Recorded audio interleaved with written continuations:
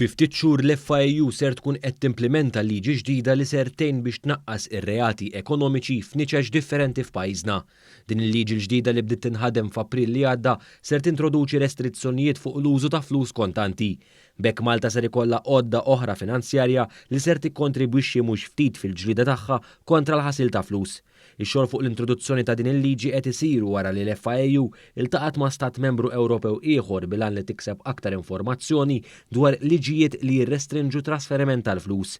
Fil-fatt f'dawn il-laqat ħareġ kif l-użu tal-flus kontanti huwa l-metodu preferut minn ħafna sabiex jaħslu flus li ġejjin mill-kriminalità jew li jsostnu t-terrorizmu.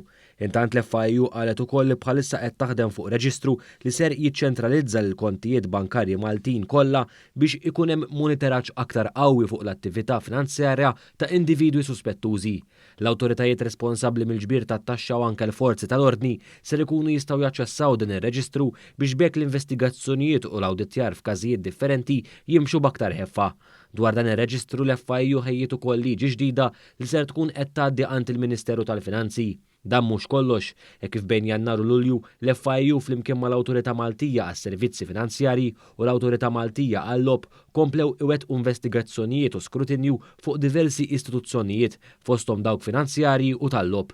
Fil-fatt riċentament ġie rivedut ftehim ta' kooperazzjoni bejn l-Awtorità għall-logħob u l-FIU.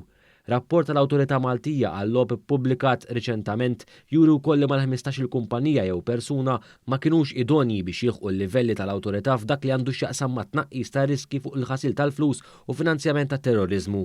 Fil-fatt sar mal-1300 ta' assessjar kriminali u kien hemm anki talbiet minn barra minn Malta biex l-awtorità tikkoopera fil-ġlieda kontra l-ħasil tal-flus.